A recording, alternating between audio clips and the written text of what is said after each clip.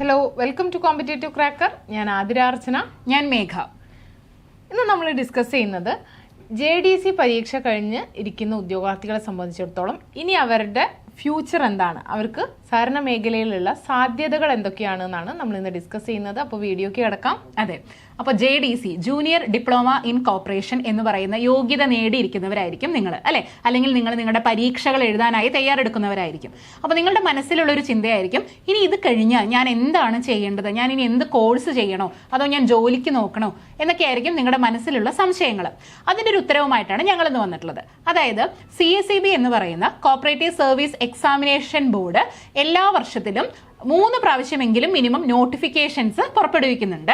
അതനുസരിച്ച് കൃത്യമായി പരീക്ഷകൾ കണ്ടക്ട് ചെയ്യുകയും വേഗത്തിൽ തന്നെ നിയമനം നടത്തുകയും ചെയ്യുന്നുണ്ട്. അപ്പോൾ അതിനെക്കുറിച്ചൊരു ബേസിക് ആയൊരു അവയർനെസ് തരിക എന്നുള്ളതാണ് ഈ വീഡിയോന്റെ ഉദ്ദേശം.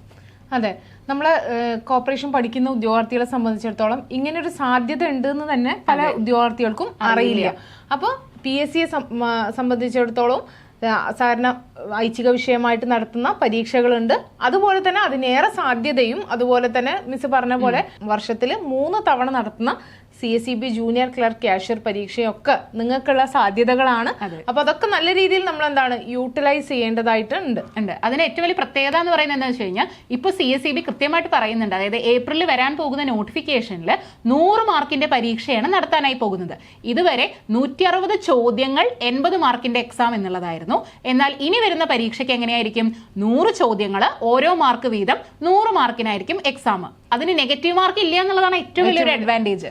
പിന്നെ അതുപോലെ തന്നെ നിങ്ങൾ JDCക്കും അതുപോലെ HDCക്കും ഒക്കെ പഠിച്ച വിഷയങ്ങൾ തന്നെയാണ് നമ്മളുടെ സിലബസിലുള്ളത്. അതായത് ഇംഗ്ലീഷ്, GK, മാത്സിന്റെ പുറമെ നമ്മളുടെ സബ്ജക്റ്റ് ആയിട്ടുള്ള cooperative law, general corporation, banking, accounting. അപ്പൊ നിങ്ങൾക്ക് എന്താണ്, ഒന്ന് പൊടി തട്ടി എടുത്താൽ മാത്രം മതി. അതായത് തീർച്ചയായിട്ടും, അതായത് നിങ്ങൾ പഠിച്ച് ഇറങ്ങിയിട്ടുള്ള ഒരു സമയമാണ്. അതുകൊണ്ട് തന്നെ ഈ വിഷയങ്ങളൊക്കെ നിങ്ങൾക്ക് വളരെ പരിചിതമാണ്, അല്ലെ? അതുകൊണ്ട് നന്നായിട്ട് പ്രിപ്പയർ ചെയ്ത് കഴിഞ്ഞാൽ നിങ്ങൾക്ക് ഓൾറെഡി അറിയാം. അതിന്റെ കൂടെ ഒരു ഒബ്ജക്റ്റീവ് ടൈപ്പ് എക്സാമിന്റെ രീതിയിലേക്ക് പഠിച്ചെടുത്തു കഴിഞ്ഞു കഴിഞ്ഞാൽ ആദ്യം വരുന്ന നോട്ടിഫിക്കേഷനിൽ തന്നെ നിങ്ങൾക്ക് അപ്ലൈ ചെയ്ത് ജോലിക്ക് കയറാനായിട്ട് സാധിക്കും. അപ്പൊ ഈ ഒരു അവസരം ഏറ്റവും മികച്ചൊരു അവസരമാണ്. ഈ അവസരത്തെ ആ ഒരു ടൈമിൽ തന്നെ അതിനെ പിക്ക് ചെയ്യുക.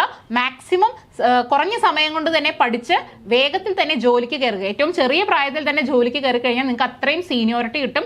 അതിനനുസരിച്ച് പ്രൊമോഷൻ സാധ്യതയും എല്ലാം വർദ്ധിക്കുകയാണ്. അപ്പോൾ ഈ ഒരു അവസരം നന്നായിട്ട് യൂട്ടിലൈസ് ചെയ്യുക. അപ്പോൾ JDC കഴിഞ്ഞവരാണെങ്കിൽ തീർച്ചയായിട്ടും ഇനിയുള്ള മാസങ്ങൾ നിങ്ങൾക്ക് വളരെ ക്രൂഷ്യലാണ്. അടുത്ത നോട്ടിഫിക്കേഷൻ വരുമ്പോൾ അപ്ലൈ ചെയ്യുക.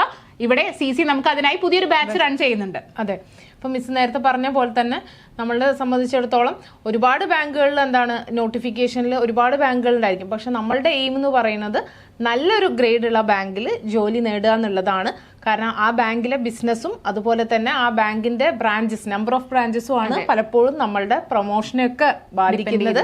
അപ്പൊ അതിനെ അനുസരിച്ച് നിങ്ങളെ തയ്യാറെടുപ്പിക്കുന്നതിനൊക്കെ വേണ്ടിയിട്ട് കോമ്പറ്റേറ്റീവ് ക്രാക്കറിന്റെ പുതിയ ബാച്ച് ഇവിടെ സജ്ജാണ്. അപ്പോൾ ബാച്ചിൽ ജോയിൻ ചെയ്യാൻ താല്പര്യമുള്ള ഒരു ബോട്ട് നമ്പറിൽ കോൺടാക്ട് ചെയ്യാം. നമുക്ക് CSEB junior clerk cashier exam CC യോടൊപ്പം ക്രാക്ക് ചെയ്യാം. Thank U.